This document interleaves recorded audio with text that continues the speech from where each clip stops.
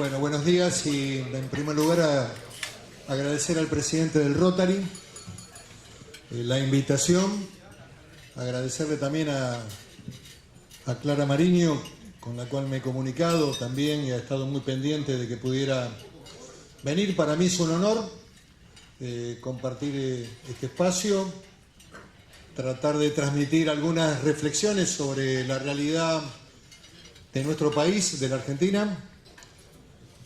Transmitirles también lo hecho en este año y 10 meses del transcurrir del Parlamento argentino y fundamentalmente del espacio del Senado, donde tengo la responsabilidad de ser el presidente del bloque de la mayoría y en donde además era toda una prueba, una experiencia casi inédita de un presidente que había surgido legítimamente a través de esta experiencia del balotaje también novedosa. En general los resultados se dirimieron antes, en la primera vuelta, y en el caso del año 2003, la renuncia del expresidente Menem a competir en el balotaje eliminó la experiencia del balotaje. O sea que la legitimidad del presidente Macri en el balotaje y en la elección es indiscutible. Lo que ocurre es que el presidente y el gobierno se encuentran con un parlamento donde su presencia parlamentaria es minoría, y de manera especial en el Senado Nacional. Por lo tanto, había que tener un esfuerzo en la construcción del diálogo, en la necesidad de que el gobierno pudiera avanzar en sus temas centrales, especialmente en lo económico. El primer desafío del gobierno fue salir del endeudamiento con los denominados fondos buitres o holdout, y eso fue una prueba importante donde el peronismo, el Partido Justicialista, los senadores que expresan y representan a las provincias argentinas y que también sus gobernadores están preocupados por la gobernabilidad, hicieron un aporte importante y ratificamos un apoyo. Digamos, las medidas económicas que el gobierno impulsó en el primer año parlamentario fueron todas votadas: la ley de blanqueo, el pago a jubilado, presupuesto nacional, la ley de ganancias, donde hubo un debate interesante y a mí me parece una experiencia muy importante de cara a los grandes temas argentinos, porque ustedes recordarán que la ley de impuesto a las ganancias, que había tenido una media sanción en la Cámara de Diputados,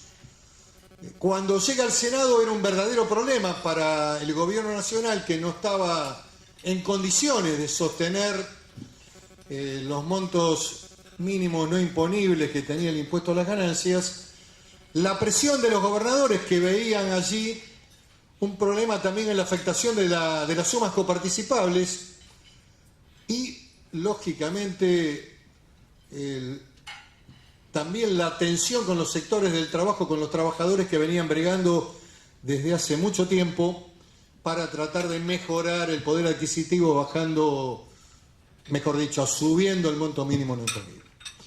Y en ese momento, no voy a cometer una infidencia, pero que también fue carácter público, el presidente me llama, me dice que viera en el Senado, venía de media sanción de diputados, cómo mejorábamos y resolvíamos una cuestión que era imposible para el Estado Nacional, y también los gobernadores de provincia vinieron al Congreso, al Senado, para poder conversar este tema. Y yo le contesté al presidente que era importante acordar con el movimiento obrero.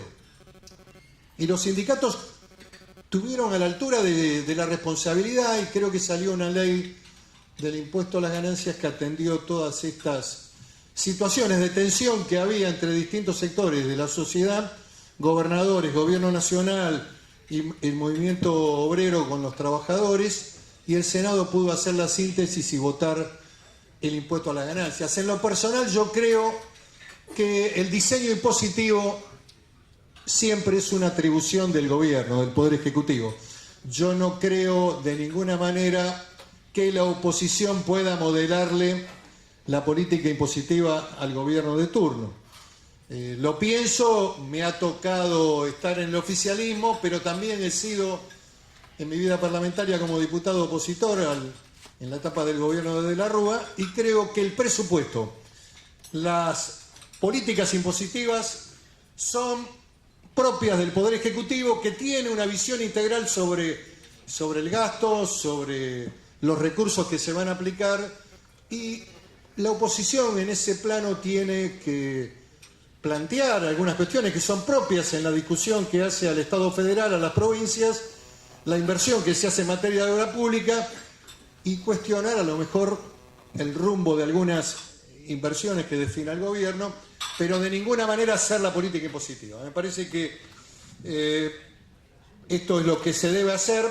Lo que quiero sintetizar, que en este tiempo el gobierno ha logrado, en lo que hace a los instrumentos del gobierno y de algunas leyes que impulsó, como por ejemplo RT, que también fue una experiencia de trabajo realizada con la representación del gobierno, del Ministerio del Trabajo, y con los sindicatos y con el Congreso, una ley que indudablemente apunta a bajar el costo de los juicios laborales y de la industria del juicio, y tener un mecanismo de RT previsible que atienda a esta problemática de los riesgos de trabajo era fundamental, y creo que la ley de RT ha mejorado, y falta que muchas provincias la ratifiquen a través de su legislatura para poder aplicarla.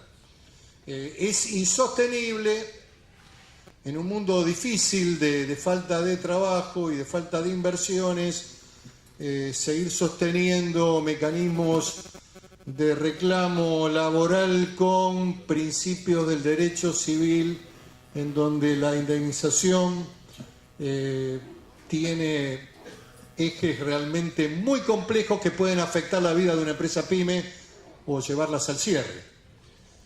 Así que este es uno de los temas que me parece que también resolvió muy bien el Congreso, como ley pyme, incentivos, en fin. Lo que digo es que hasta ahora el gobierno, en minoría parlamentaria, en los grandes temas que ha impulsado, ha tenido una respuesta razonable del Congreso Nacional y ha podido llevar adelante sus políticas. Una reflexión sobre el peronismo, que me parece que puede ser un tema de interés, especialmente de los politólogos y analistas. Siempre, digamos, es un tema de estudio el peronismo. No voy a hacer una opinión de analistas, sino como partícipe de un partido que además ha transitado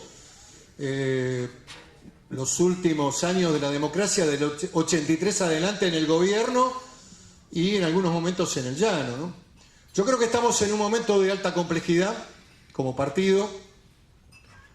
Si bien, digamos, hay un esfuerzo de los gobernadores en mantener, digamos, su predominio en muchas provincias que se gobiernan desde el peronismo, en términos, digamos, de expectativas nacionales, el peronismo está en un proceso de crisis muy parecido a la etapa post-83, en donde, bueno, tuvimos una dirigencia esclarecida y hombres como Antonio Cafiero, como Carlos Grosso, Carlos Menem, José Manuel de la Sota, que plantearon la necesidad de que el peronismo tenía que renovarse, que tenía que tener una mirada democrática, especialmente la prédica de Antonio Cafiero, que fue muy importante en orden a la renovación. Yo recuerdo la imagen de Cafiero en el balcón con Alfonsín, en esa jornada muy, muy compleja de Pascua. El compromiso de Antonio con las instituciones democráticas fue lo que permitió que la sociedad recuperara la confianza en el peronismo de cara al proceso electoral del año 89, en donde fue electo Carlos Menem. Hubo un proceso de renovación. Yo creo que estamos frente a ese desafío. Por otra parte, hay algunas situaciones políticas que son insoslanzables, datos de la realidad. La expresidenta ha decidido conformar un partido político nuevo, ha decidido no participar en la vida interna del peronismo. En lo personal lo considero un error político.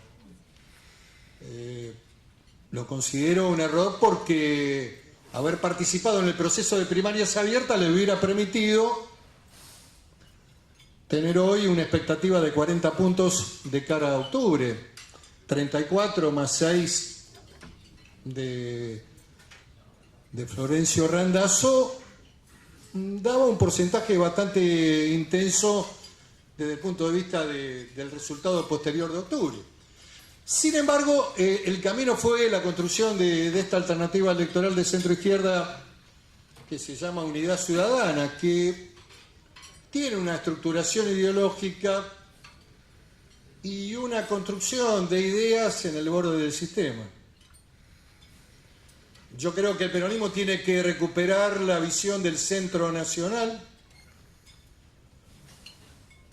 Creo que ella ha sido conteste con sectores y con espacios que la acompañaron en los últimos 4 años fuertemente desde el poder de decisión del gobierno nacional, en donde hubo un alejamiento, digamos, de los gremios y de los sectores tradicionales del peronismo.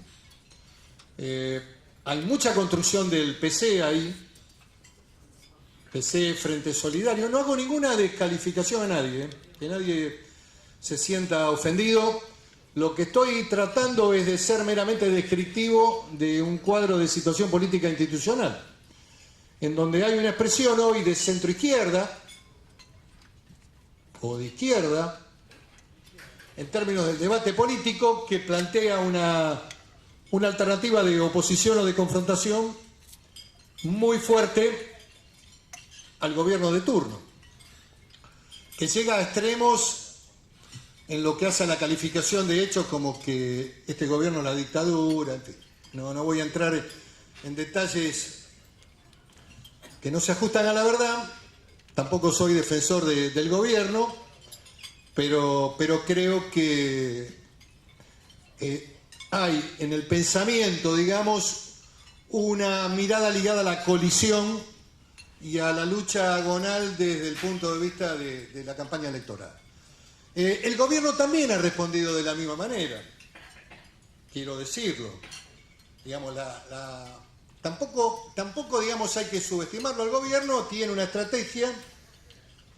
El diseño de Durán Barba ha sido inteligente y la estrategia del gobierno fue la polarización con el pasado. También ha profundizado fuertemente la colisión y la confrontación. Y la polarización, que además me parece que se va a agudizar de cara a la elección de octubre, lo cual ha provocado como consecuencia algo que ninguno de los encuestadores argentinos ha visto. A mí me gustan mucho los encuestadores porque nunca hacen ninguna autocrítica después que pasan las elecciones, pero bueno, ¿qué quiero decir con esto? Que ninguno de los encuestadores vio que las terceras fuerzas en la Argentina corrían serio riesgo en la primaria y van a correr un grave riesgo en el mes de octubre. ¿Por qué? Porque la confrontación y la polarización va a ser mayor. Por eso el fracaso, digamos, de la alternativa País con Massa, y por eso el fracaso del MPN, que en general siempre baja sus alternativas en Neuquén, o el fracaso del gobierno de Río Negro, que salió tercero, digamos, en términos de su candidatura a diputado nacional. Y lo que le ha pasado a muchas provincias donde las terceras fuerzas han desaparecido, digamos. Ha habido una fuerte polarización en todo el país. ¿Qué quiero decir con esto? Que bueno, la aparición de esta fuerza nueva, con un componente ideológico de izquierda, de centro izquierda, debería tener su correlato en la representación parlamentaria, y el peronismo tendría que trabajar fuertemente en su reconstrucción, en su identidad, en un trabajo que tiene que ser abordado conjuntamente con los gobernadores de provincia y con el movimiento obrero.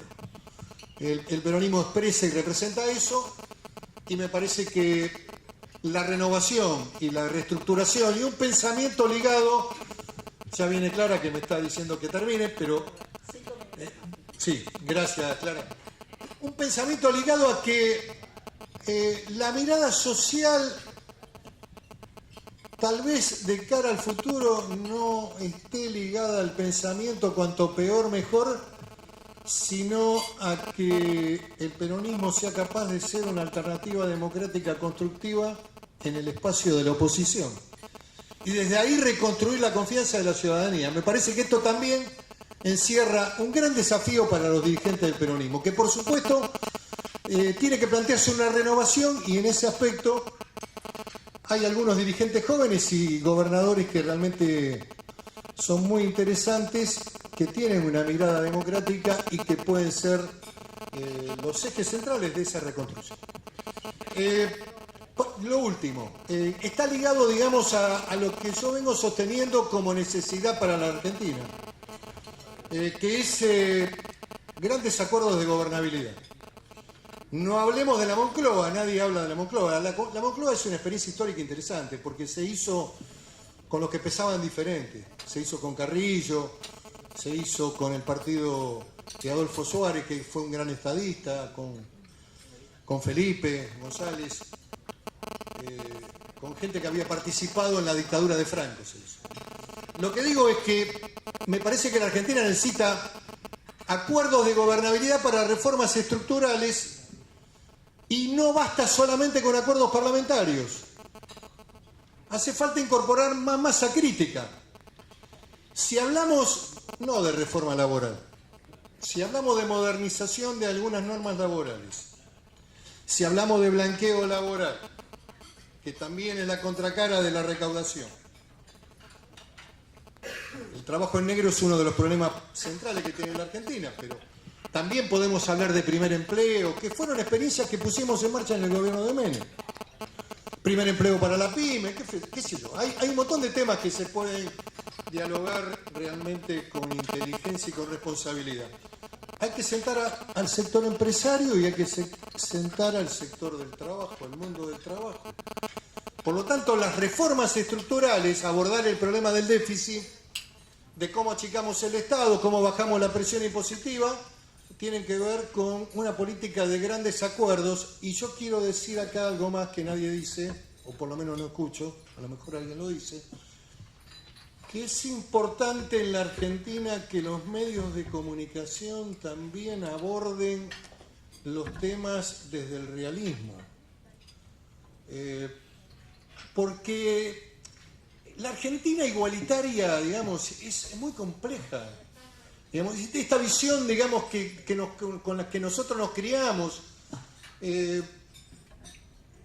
requiere, digamos, de medios de comunicación que pongan los problemas sobre la mesa y que para resolverlos, bueno, va a haber dificultades y va a costar, y que no todo sea políticamente correcto desde el punto de vista de la comunicación, porque si no es imposible, muy difícil, producir cambios estructurales en la Argentina y sacar a la gente de la pobreza, que es uno de los temas centrales que tiene cualquier gobierno y cualquier administración.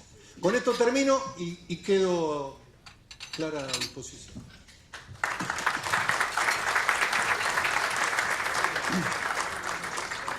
Bueno, senador, empiezo con una pregunta que no tenía preparada, pero tomo de alguna manera lo que usted dijo al final, el tema de lo políticamente incorrecto. Uh-huh. Y usted se atrevió a un tema como es el tema de la inmigración, que no es políticamente correcto. La pregunta es, ¿cómo le fue con eso? Mire, le diría que bastante bien, aun cuando he recibido críticas públicas, pero a ver, yo creo que la Argentina tiene que revisar algunas cosas. La lógica del constituyente del año 53, enunciada claramente en el preámbulo, para nosotros, para la posteridad, para todos los habitantes que quieran venir a vivir el suelo argentino de buena voluntad, bla, bla, bla, bla, tiene que ser revisada. Esto no significa cerrar las fronteras, ni tener ninguna mirada discriminatoria ni xenofóbica. Lo que digo es que el mundo es complejo, que los graves problemas de Europa hoy y de Estados Unidos pasan por corrientes migratorias, en su mayoría famélicas, que provienen del África y de Medio Oriente, que no tienen destino, que no tienen ningún tipo de posibilidades y que presionan y tensionan a sociedades económicas desarrolladas. Y que la Argentina es un país todavía, si lo comparamos con algunos otros países de Latinoamérica, importante. Tenemos educación pública, gratuita, primaria, secundaria, universitaria, tenemos hospitales públicos, tenemos una política del Estado que aborda problemática de los pobres, subsidios, pensiones, jubilaciones, en fin. Todavía es un país que es valorado y mirado. Lo que digo es, necesitamos generar por lo menos acuerdos de reciprocidad. Necesitamos tener un control eficaz de fronteras que son totalmente porosas en materia delictiva. En realidad mi abordaje en ese momento fue referido a eso. Yo no digo cerrar, no. Lo que digo es, bueno, a ver, controlemos quién viene, en primer lugar. Controlemos adecuadamente. Si viene con antecedentes penales, no. En la década del 90, Perú tuvo una política de enviarnos delincuentes peligrosos, algunos de sendero, que hoy son los que tienen la conducción de las bandas del narcotráfico. Marcos Estrada Gómez, el Ruti, que hace poco tiempo fue detenido y que era un terrorista de Sendero Luminoso. Y bueno, y también hemos visto colombianos que han ingresado al lavado de dinero, y también hay argentinos, porque a ver, la materia delictiva no es propia de extranjeros, pero hay un perfil en organizaciones ligadas al narcotráfico, especialmente por el lugar de origen o de producción, como es Bolivia y como es Perú, en el tema de la cocaína, y como es Paraguay en el tema de la marihuana. Y cuando uno analiza el componente social de las villas, y yo conozco el conurbano, porque además me crié en Banfield, y viví hasta los 25 años cuando me fui a Río Negro, conozco la realidad hoy de lo que es el conurbano, y hay espacio del conurbano, el crecimiento desbordante del conurbano, con sectores de pobreza extrema y con alto nivel de inseguridad y con alta producción y venta y distribución de droga, desarmaderos, y que no es además efecto de la política de este gobierno, sino que es el proceso de la decadencia de los últimos 30, 40 años en la Argentina, donde se ha acentuado la pobreza, donde se ha acentuado el delito. El conurbano tiene franjas que son o pueden ser equivalentes a Sinaloa, donde la policía, los delincuentes, los municipios también que no controlan, donde habilitan desarmadero los municipios. Bueno, este es uno de los temas para que se roben autos. Esto es uno de los temas que me parece que también habrá que abordar. Cuando uno ve las encuestas, con toda la relatividad de las mismas, se da cuenta que los dos problemas centrales de la provincia de Buenos Aires tienen que ver con el empleo, con la pérdida de poder adquisitivo y con la inseguridad. Estos son los temas que van a gravitar en octubre y son los que van a definir el proceso electoral. Y son los que han gravitado en la decisión también de la ciudadanía en las llamadas PASO. Así que yo digo que hay que revisar estos temas sin dejar de reconocer este espíritu y esta mirada amplia que tenemos de que Argentina tiene que ser un lugar de apertura, es decir, aquellos que vengan a trabajar, que quieran venir a poblar la Patagonia. La Patagonia es uno de los territorios más importantes del mundo, más extenso del mundo, que hoy prácticamente no tiene control o seguridad del Estado. Me parece que hay que repensar el rol de las Fuerzas Armadas y del Ejército en la frontera. La lógica de Roca, la lógica de los que hicimos el servicio militar y lo mandaban a Cobunco, a Zapala, a San Carlos de Bariloche, al sur argentino, donde el Ejército era una institución importante, integrada al pueblo y que su presencia también tenía efecto disuasorio. Miren, hace poco, y referida a la problemática mapuche, que es un tema que tampoco voy a eludir, que es un tema que viene desarrollándose en los últimos 10 o 12 años en la región de la cordillera, en el espacio que va desde Bolsón hasta Esquel y que cruza los límites con Chile y que también viene del corredor andino del Perú y donde hay un componente ideológico con cierto tufillo hacendero. La República de Chile ha definido la presencia del ejército chileno en todo lo que es la zona denominada de la Araucanía. Porque el problema ese también es un problema grave para ellos. Lo que digo es que este tema es muy difícil abordarlo si no aparece este chico Maldonado. Digamos, lo primero, me parece que el Estado y las autoridades y la Gendarmería y la Policía, que hoy está trabajando bien, debe hacer un esfuerzo para que sepamos la verdad, pero después hay que debatir de fondo qué pasa con estos sectores que son violentos, que queman refugios, que tienen ocupación ilegal, que reivindican Estado dentro del Estado. Me parece que es un tema complicado, que va a haber que discutirlo con la máxima seriedad. Acá el argumento de tierra sagrada, toda esta pavada, no puede sostenerse dentro del territorio del Estado Nacional, donde la justicia y la ley y la seguridad es imposible que no puedan entrar. Y mucho más para buscar a un ser humano que está perdido.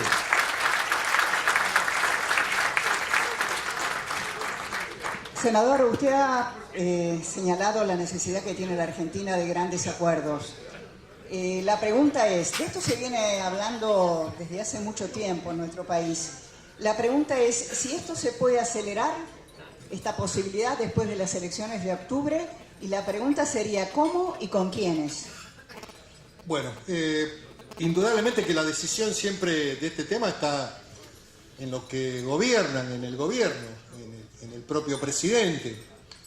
A mí me parece que para abordar algunos temas hay que tener una estructuración mayor, de mayor envergadura, con el acompañamiento de los medios, de la comunicación. Es muy importante la comunicación para hacerle entender a la sociedad que los cambios que se plantean son necesarios, fundamentales para crecer, para impulsar el desarrollo, las inversiones.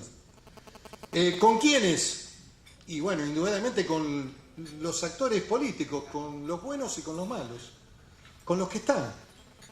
España lo hizo con los que estaban, lo hizo con Carrillo, que venía del PC, lo hizo con Adolfo Suárez, que venía de la falange franquista de la juventud, lo hizo con los que estaban. Hay que hacerlo con los gobernadores, hay que hacerlo con el Parlamento y hay que hacerlo con los empresarios y los trabajadores. Por ahí me parece que va el camino. Senador, ¿nos podría confirmar o explicar, esta se la voy a leer despacio, la postura del Senado, especialmente de la mayoría que representa, acerca de la ley de extinción de la titularidad para los bienes que sean objeto de los juicios de corrupción? Sí, cómo no. Lamentablemente no pude ser gobernador, una de las mayores frustraciones. Y me ha tocado en la democracia ganar y perder, lo cual es importante. Se aprende también del fracaso y la derrota y a veces es muy difícil también psicológicamente aceptar que la gente a uno no lo votó. Pero bueno, también me ha tocado ganar y he tenido el reconocimiento social importante del pueblo de Río Negro. He sido intendente.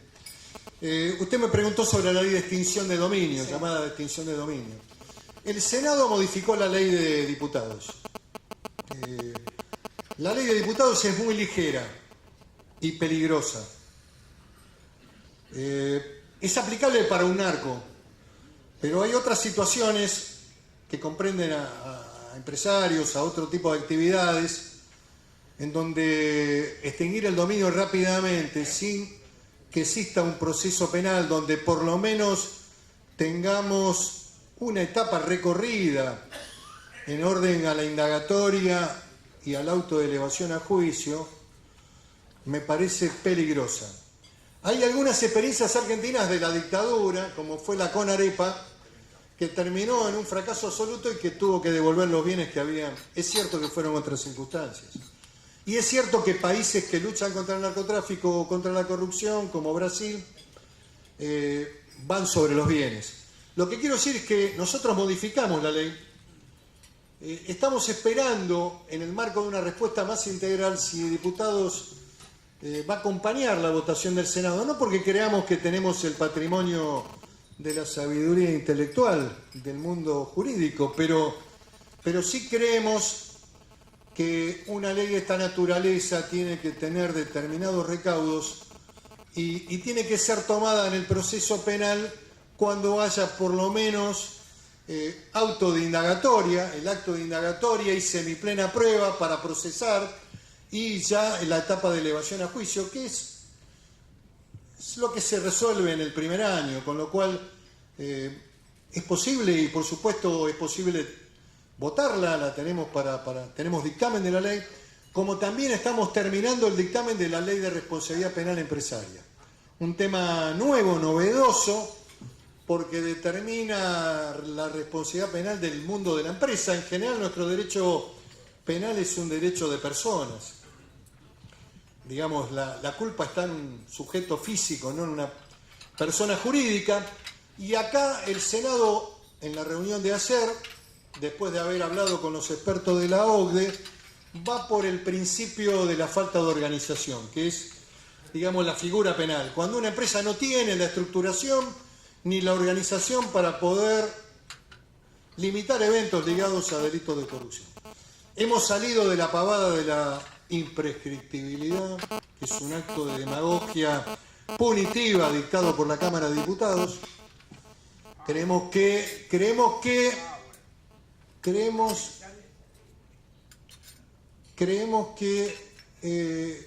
la prescripción en los procesos de corrupción y especialmente el funcionario público establece procesos excesivamente largos, en donde hay interrupción de la prescripción por la ocupación de cargos políticos institucionales en el Ejecutivo o en el caso de los legisladores. Y si le diéramos imprescriptibilidad, ¿por qué no al violador que mata y viola a una menor y la mata? ¿Por qué no? Y entraríamos en una valoración de todo tipo de delitos en donde todos tienen que ser imprescriptibles. Así que me parece que este tipo de delitos de corrupción lo que hay que tratar es de acotar los procedimientos y que pueda haber sentencia en plazos más cortos y que no se prorroguen indefinidamente en el tiempo. Senador, ¿por qué el peronismo defiende los fueros parlamentarios? ¿No cree que todos deben ser iguales ante la ley? Y la pregunta está básicamente referida al caso de Julio De Vido. Bueno, a ver, el tema de los fueros ha sido modificado por el Congreso. Ustedes recordarán el famoso tema de la Banelco, de la reforma laboral. Ese tema dejó secuelas realmente muy fuertes, pero también hubo modificación de la ley de fueros.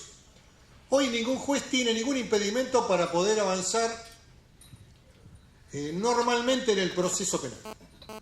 El senador puede ser, o el diputado, en el caso que usted mencionaba, puede ser citado a indagatoria, puede ser llevado a juicio, puede ser condenado.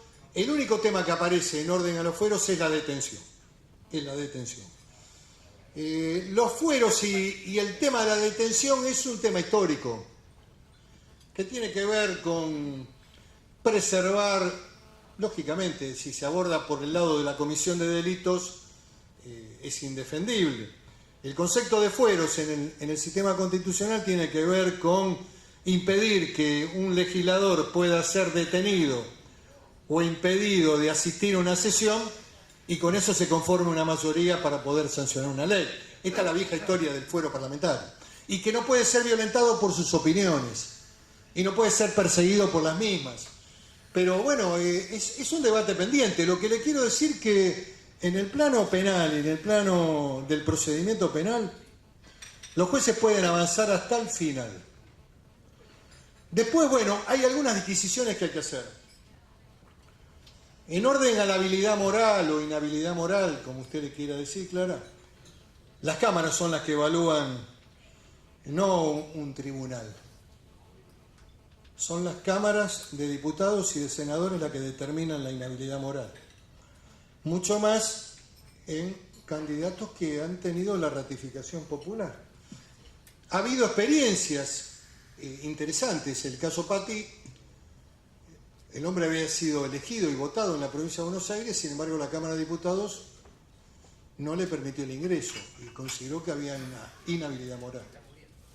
O sea que lo que no es posible es colocar en manos de un tribunal la valoración o la evaluación de la habilidad o inhabilidad moral. Esto es un patrimonio exclusivo y excluyente de las cámaras de diputados y senadores. Usted me dirá, y tiene a lo mejor, bueno, hay una visión corporativa. Bueno, se lo iba a decir, sí. Bueno, pero bueno, así funciona el sistema constitucional argentino. Un título de un senador electo es evaluado por la Cámara de Senadores. Y un título de un diputado también. Y hay etapas en el proceso electoral, Clara, que la gente, a lo mejor el ciudadano común no conoce, pero que son las etapas para la impugnación del candidato. Cuando se presenta el candidato y hay un procedimiento electoral, que es muy claro, que se llama oficialización de las listas y de las candidaturas, en donde concurren los apoderados de los partidos y llevan los candidatos. Muy bien. Ahí el juez electoral del distrito respectivo abre la instancia de 3 días, porque la justicia electoral es un procedimiento corto. Hay 3 días para impugnar. Si hay un candidato deshonroso con antecedentes penales o con hechos graves desde el punto de vista de su vida personal, hay 3 días para impugnar. Y el juez electoral tiene que resolver. Y cuando esos 3 días transcurrieron, llega el momento de presentación de boleta. Y luego la oficialización de la boleta. Y luego estamos ya directamente en el tránsito hacia el día de la elección. Este es el proceso electoral argentino. Así funciona. Podrá gustarnos o no gustarnos, pero el momento de la impugnación de un candidato es ahí donde presenta su lista para oficializarla. Senador, acá hay una pregunta que hace referencia al tema del pacto de Irán, que tantas consecuencias trajo para la Argentina, entre ellas la muerte de un fiscal. La pregunta es si en ese pacto exprés, ¿cuál fue la influencia de Venezuela? Qué pregunta, Clara. A ver, yo tengo una visión del tema. Y tengo una experiencia que tiene que ver con haber acompañado a Néstor Kirchner y a la presidenta desde el 2003 hasta el año 2010, que fue el año que murió Néstor Kirchner, en Naciones Unidas. En realidad a mí no me gusta viajar. Tengo una mirada más cercana a Balbín, que no viajaba. No me gusta subirme a un avión y no me gustan los aeropuertos. Pero bueno, estaba obligado porque el presidente me convocaba y él viajaba siempre acompañado del presidente del bloque del Senado, el presidente de la Cámara de Diputados. Iban políticos con él. Y también a veces invitaba a opositores. Y también a representantes de la comunidad judía que lo acompañaban en el avión. La postura argentina durante ese tiempo fue muy clara y categórica. Desde el 2003 al 2010 hubo un discurso, casi diría monocorde, tanto de Néstor Kirchner como de la expresidenta, que Argentina había sido víctima de un acto de terrorismo internacional, que el Estado iraní no colaboraba y que había cierta complicidad con los autores del atentado. Esta era la síntesis, y también hacía referencia a los americanos y a Nueva York de que ellos también le habían volado las torres. Este fue el discurso. Después de la muerte de Néstor Kirchner, indudablemente hay cambios en la política internacional y yo tengo una visión del tema que no tiene que ver. El otro día escuché a un periodista renombrado de prestigio, al que respeto mucho, en donde él apuntaba, digamos, a acuerdos de carácter económico, a intercambio económico, a que el problema de la Argentina era un problema petrolero, falta de combustible, déficit fiscal de 10.000 millones de dólares por el tema del combustible. La verdad, si uno analiza los números del intercambio económico con el Estado iraní de la Argentina, no se ha modificado un ápice en los últimos 15 años. Prácticamente no ha habido cambios en el balance comercial de los dos países. Yo descarto esa alternativa, como también descarto cualquier situación ligada a negocios de tipo personal. Yo creo que la presidenta intentó, después vemos las influencias. Pero para mí la visión estuvo más ligada a la búsqueda de una alternativa. Yo recuerdo en el año 2014, el 1 de marzo, ella vino a la asamblea y dijo: el memorándum de Irán ha fracasado. Estaba toda la asamblea en pleno, senadores y diputados, todo el periodismo argentino, invitados especiales, empresarios, la corte. El memorándum ha fracasado. La asamblea iraní no lo ha ratificado. Le pido al Congreso que me aporte ideas para ver qué camino tomamos. Tal vez la consecuencia del fracaso debería haber sido enviar un proyecto y dejarlo sin efecto. La intención, yo la califico como una intención de búsqueda de alternativas para destrabar el proceso. Luego puede haber un análisis de tipo internacional y una mirada y una visión del mundo, donde algunos pensamientos pueden haber gravitado en la toma de decisión del Poder Ejecutivo. Yo creo que hubo una etapa del 2012 en adelante en donde la visión del gobierno de ese momento era que había un proceso de decadencia de la principal potencia mundial, que era Estados Unidos, y que el mundo que venía era el de los BRICS. Rusia, China, productores de petróleo y de materia prima, y ese mundo había que sumarse. E indudablemente había algunos hechos como la muerte de Chávez y la necesidad de un liderazgo alternativo y la construcción de un liderazgo internacional para potenciar también el liderazgo interno. Esta es mi evaluación sobre el tema. Y no, digamos, la trastienda de los acuerdos hoy es materia de investigación. El Congreso simplemente recibió el memorándum, no fue un debate express, hubo un debate en ambas cámaras, hubo participación. Debió decir algo, Clara, porque es interesante, porque el problema también de la Argentina es la falta de memoria. En el debate en el Senado participó la comunidad, distintos sectores. Había habido un fuerte viraje de la comunidad en términos de la visión del memorándum. Ya estaba en una postura totalmente crítica y negativa, debo decirlo. También estuvo Timerman, pero también participó el fiscal Nisman. El doctor Nisman no manifestó de ninguna manera una oposición al memorándum. Está en la versión taquigráfica de la comisión. No quiero poner en duda de ningún tipo el rol ni la... Me estoy remitiendo a hechos concretos de ese tiempo histórico. Después lo que pasó, la necesidad de saber qué pasó con Nisman, la búsqueda de la verdad, es uno de los temas que están pendientes. Lo que quiero decir es que en el debate parlamentario, en ese momento, hubo una especie de aval a esa intención argentina de que se le pudiera tomar indagatoria. Ustedes recuerdan que iba a viajar el fiscal y el juez. Un hecho realmente novedoso, digamos, una experiencia única para ver si se podía avanzar. Hay otra propuesta que hemos hecho con algunos senadores hace poco, que es la del juicio en ausencia. Italia lo tiene, ha juzgado a la mafia con el juicio en ausencia, ha juzgado a nazis que se fugaron, implica el doble juzgamiento si después la persona aparece, pero bueno, es otra alternativa para que exista alguna respuesta desde el punto de vista de la justicia a tantas víctimas inocentes que murieron y que se sienten que el Estado argentino y la justicia argentina no ha dado una respuesta eficaz.